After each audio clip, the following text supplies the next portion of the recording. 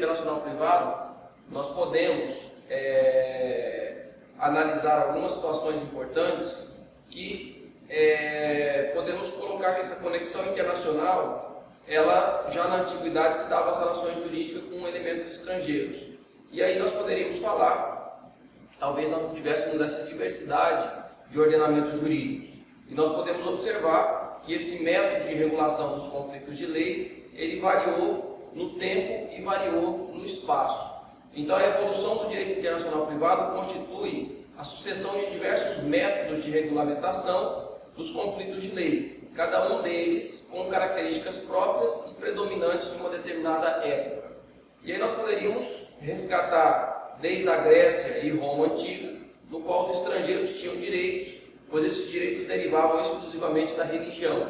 E nós teríamos que o estrangeiro era excluído desta possibilidade de ser sujeito de direito. Então nós teríamos que o estrangeiro não tinha direito e ele não podia então estar incluído nessa possibilidade de ter o seu direito conflitado com o direito do Estado do qual ele não era nacional. Então não podia, na Grécia antiga, o estrangeiro não podia ser proprietário de terras, ele não podia se casar com os filhos nascidos dessa união estável, se fosse considerado, ele era considerado como bastardo. O estrangeiro não poderia contratar com um cidadão nacional grego, não podia exercer o comércio, lhe era vedado herdar de um cidadão e transmitir os seus bens por herança. E nós temos então que essa evolução do direito internacional privado, ela perpassa por alguns séculos. E nós podemos trazer, a partir do século V, então, que surgem grandes princípios históricos com relação ao direito internacional privado. O primeiro princípio que nós vamos verificar é a ideia da personalidade. Então nós temos uma ideia primeira do direito internacional privado que diz respeito à personalidade, a ideia vinculada ao indivíduo. E o segundo, da territorialidade das leis, ou seja, o direito está vinculado ao território e não à pessoa. Então o princípio da personalidade é um método no qual predominou na Europa ocidental do século V até o século IX e constitui a resposta jurídica da coexistência de grupos humanos diferentes em um mesmo território e se baseia na aplicação da vida jurídica de uma pessoa com o direito da comunidade a que pertence. Então nós temos que levar em consideração a declaração da pessoa e qual era a sua lei pessoal. Então, aonde o indivíduo fosse, levava com ele a lei que pertencia ao seu estado. Então, nós vamos ver isso mais à frente. O professor Mancini assevera algumas coisas e ele fala que, com relação à personalidade, o indivíduo carrega o ordenamento jurídico como o sangue que corre em suas veias. Então, nós podemos identificar o princípio da personalidade. Por mais de quase 5 séculos, nós temos aí que a personalidade era um fundamento importante no direito internacional privado. Em Roma, já nesse período, vigorava a ideia do ius civilis, ou seja, o cidadão romano era regulado pela lei da terra.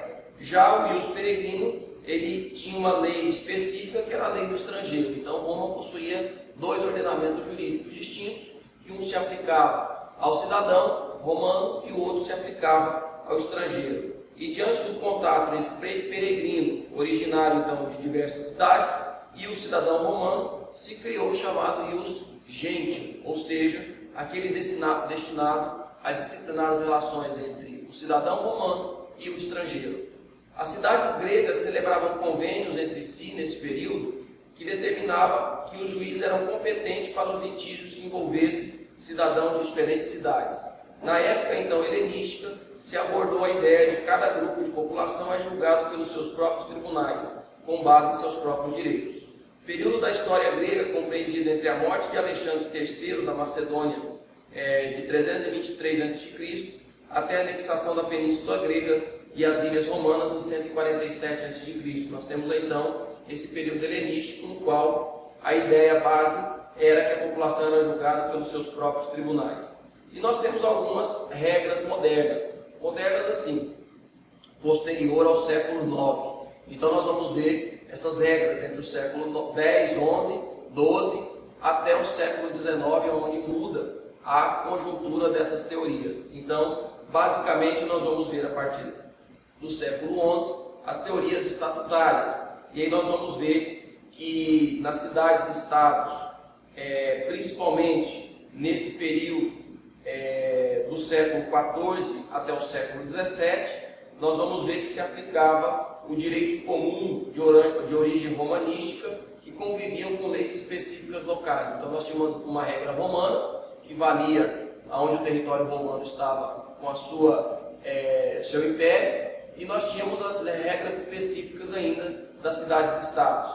Os estatutos, então, continham normas sobre variados campos de direito, incluindo prescrições administrativas, disposições de direito penal, civil, comercial, e podem ser divididas em número de 3. Um período da regra italiana, então, para essa ideia relativa aos estatutos, nós temos aí um período italiano no qual vigorou no século XIV, francês do século XVI em diante e holandesa no século XVII. Então, se a gente for buscar essas normas específicas que vigiam nas cidades-estados, nesse período entre o século XIII, XIV até o século XVII, nós temos os chamados estatutos pessoais, que são os direitos da pessoa, que permite o julgamento pela lei estrangeira, os estatutos reais, que é aquele relativo ao território, principalmente a ideia do direito das coisas, que não permite a aplicação do direito estrangeiro,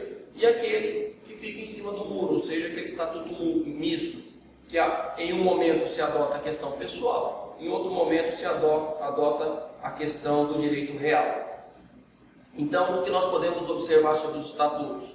O estatuto ele é a priorístico, ou seja, é a regra do jogo. Ele é colocado antes do fato acontecer. Então, em regra, os estatutos eles são a priori, estão antes do fato.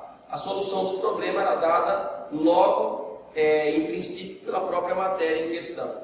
E aí nós temos a escola italiana, principalmente nesse período aí do século XIV, a escola francesa no século XVI e a escola holandesa no século XVII. Então, com relação à escola estatutária italiana, nós vamos observar que vige principalmente a ideia do cosmopolitismo, ou seja, que o direito é aplicável em todo o globo, né? E aí o indivíduo se manifesta principalmente pelos estatutos pessoais, que o indivíduo leva consigo o direito do Estado do qual ele é cidadão. Então nós temos aí que um problema no direito internacional privado se coloca somente dentro da ideia do Sacro Império Romano, ou seja, quando existe então o direito interregional das cidades-estados e esse direito conflita com o direito romano. Então nós temos aí que existe uma grande divergência entre o cosmopolitismo do direito italiano e o chauvinismo do direito francês. Então o cosmopolitismo, que o indivíduo é um indivíduo do mundo, né, do globo, e o chauvinismo dando preferência às questões locais, territoriais. Então o espírito autêntico no qual deve se inspirar o direito internacional pela visão italiana é no cosmopolitismo, de longe a prejudicar essa unidade amorfa no mundo que conjuga então uma ideia de que todos podem circular o planeta. Já o chauvinismo não. O chauvinismo prega a questão que se deve avaliar e dar valor àquela coisa que é regional, que é da terra. Então nós temos aí que, para os franceses, então, considera-se o direito estrangeiro como um direito invasor e que ele deve ser repelido, que ele deve não ser aceito dentro do território. E aí o chauvinismo se apresenta através dos estatutos reais, contrapondo então a ideia da escola italiana, que prega o estatuto pessoal. E os principais autores do chauvinismo, que pregam então a questão territorial, é a Curcio e Sino de Pistoia.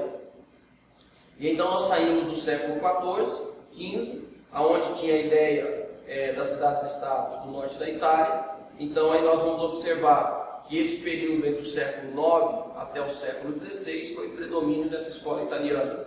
Então o que ocorre nesse período? Se começa a organizar as cidades-estados, essas cidades-estados, principalmente do norte da Itália, como Módena, Bolonha, Florença, Pádua, Gênova e Veneza, existia um tráfico comercial muito grande e os cidadãos se comunicavam muito entre essas cidades-estados. Então nós teríamos o cidadão de Bolonha comercializando com o de Módena, Veneza comercializando com o de Florença e assim sucessivamente. E a gente observa que existia uma diversidade de ordenamentos jurídicos dentro dessas cidades-estados. Mas havia, acima do ordenamento jurídico dessas cidades-estados, o ordenamento jurídico do Império Romano. Então nós teríamos uma lei romana e as leis estatais, né, as leis das cidades-estados, vigindo dentro de cada cidade-estado.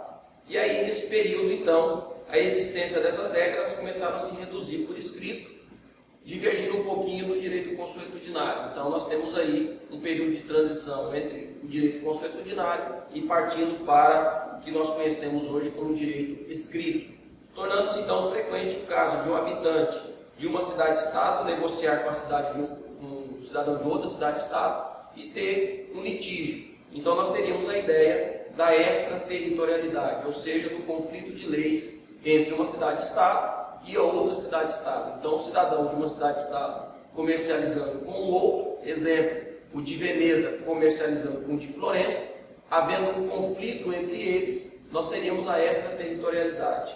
Então, nós vamos observar que essas comunas, né, independentes, como Módena, Bolonha, Florença, Pádua, Gênova e Veneza, e aí nós vamos observar o serviço hercúleo feito por Acurso, que em 1220 até 1234, nesse período de 14 anos, ele elabora a chamada Magna Glosa, ou chamada também Glosa de Acurso, que ele faz a compilação de 96 mil glosas, ou seja, de 96 mil jurisprudências aí que continha principalmente o Comptus Opus, que era dos imperadores Valentino, Teodósio e Graciano, afirmando que somente os povos governados pelo imperador se aplicaria à religião católica.